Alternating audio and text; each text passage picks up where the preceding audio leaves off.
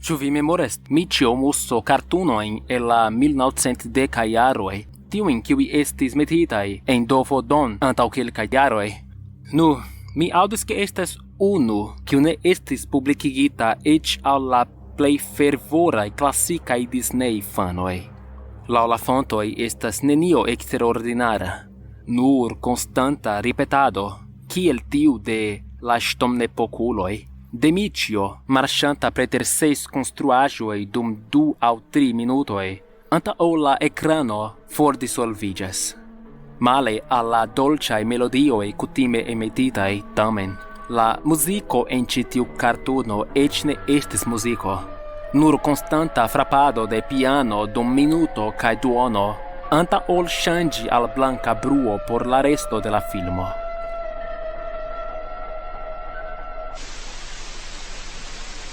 Ankaŭ ne estis la gaja maljuna muso kiun ni amis. Miĉjo ne dancis aŭ ridetis. Li nur marŝis kiel vi kaj mi, kun normala iomete malĝoja mieno kaj la kapo klinita flanken. Ĝis antaŭ 1 aŭ 2 jaroj ĉiuj kredis ke, post kiam la filmo fordisolviĝis, jen ĉio. Kiam Leonard Maltin kontrolis la kartunon por decidi ĉu ĝi apartenis al la kompleta serio, li decidis ke ĝi estis tro aĉa por esti en la DVD.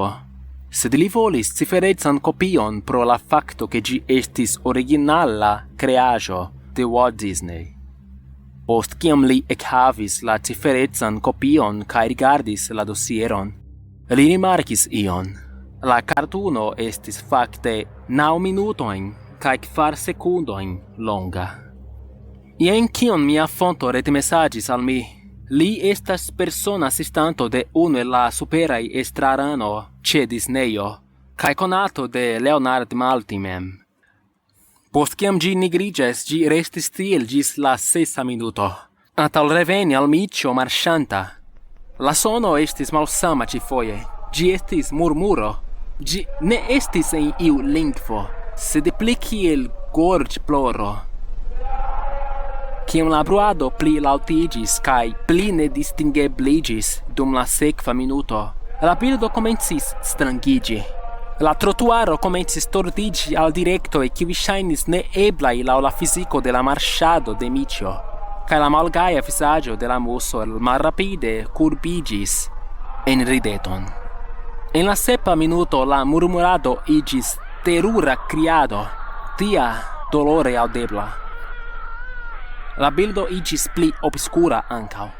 Koloroj aperis, kiuj ne devus esti eblaj tiutempe.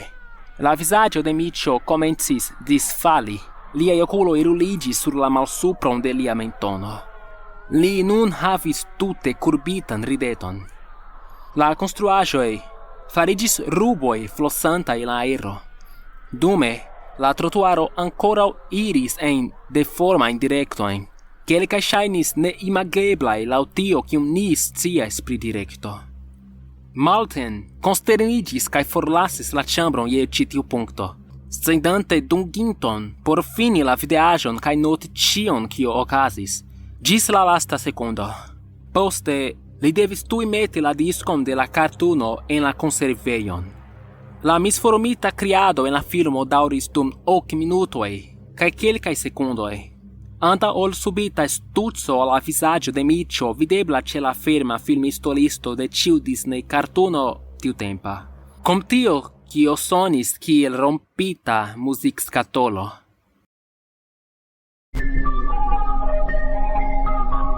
Ĉe tio daŭris 30 sekundojn. Kio ajn estis en tiuj 30 sekundoj restantaj, pri tio mi ne povas ricevi eĉ informeton.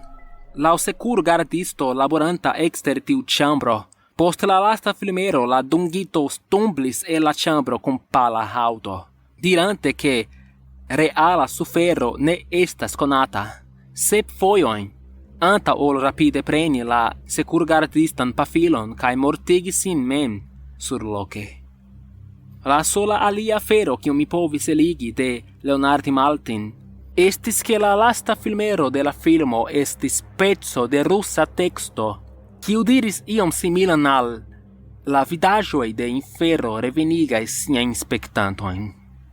Laŭ kiu mi scias, neniu alia vidis tion, sed estis dekoj da provoj akiri la dosieron fare de dungintoj, ĉiuj el kiuj senprokraste maldungotaj de la laboro. Ĉu tio enretiĝis aŭ ne estas debateble, sed se onidiroj pravas, tio estas ie kun la nomo memortiga muso.avo.i. Se vi iam trovos kopion de la filmo, ne vidu ĝin. Telefonu al mi tuj, sen konsideri la horon. Kiam disneyaĵo estas tiel bone kovrita kiel ĉi tiu, tio signifas ke ĝi devas esti granda. Respondu min, Toro.